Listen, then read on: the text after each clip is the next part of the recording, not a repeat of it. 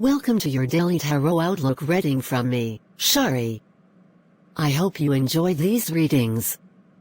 Please click like, follow, or subscribe on whichever platform you see this video on. And you can find links to my profiles on services where you can schedule readings with me in the description of this video. Shall we get started? The first card I've drawn is the Fool. The Fool suggests you may be changing direction without much forethought or planning today. Being ill-prepared for this new direction means you may be in a predicament, feeling stuck and confused as to how you will get out of it and move on. Perhaps this is happening through naivety or simply a childlike exuberance. You may now need to backtrack and start again with more conscious deliberation and judgment. As card number 0 in the pack, the Fool represents all that is new, fresh and innovative. In medieval times, the court jester was someone who was not expected to follow the same rules and conventions as everyone else, and so was free to be spontaneous and creative. He was laughed at for being simple and naive, but in reality it is he who gets the last laugh, because these are the qualities that sustain him and bring him happiness. The card reminds us of the power in adopting a childlike simplicity and warns against being cynical. There are many people who have achieved great things simply because they didn't listen to anyone telling them it wasn't possible. However, the card can also warn us of impetuousness and childishness.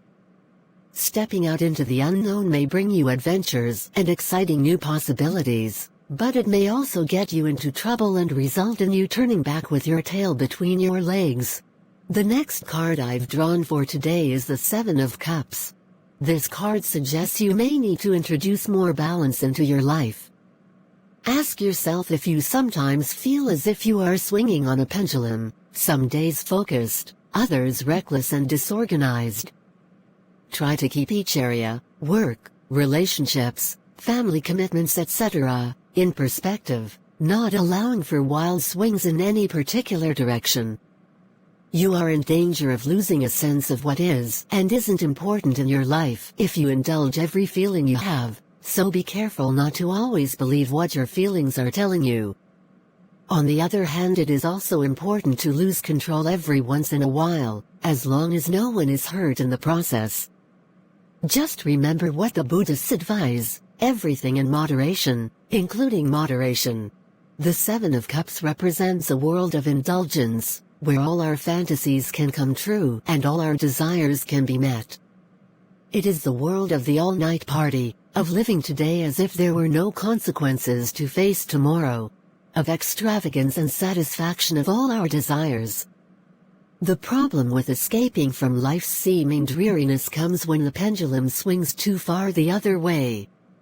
We can potentially indulge our fantasies to such an extent that they become our reality, or we may enjoy our disorganized state to the point that our world becomes confused and we forget what is important and needs prioritizing in our lives or what we once valued. The final card I've drawn for today is the King of Wands. Receiving the King of Wands in this position predicts you will find a level of greatness in your life today. The seeds of this greatness can be found within you now and will simply need to be acknowledged and realized. If you work at it, any previous setbacks or negative experiences can be drawn upon to help you become more successful in your life. Your philosophy and worldview will change as a result, so that you can become a great example to others of inner strength, bravery and creativity. The King of Wands represents boldness, originality and forthrightness. He speaks of a part of us which is adventurous and powerful, willing to take risks and inspire others to follow.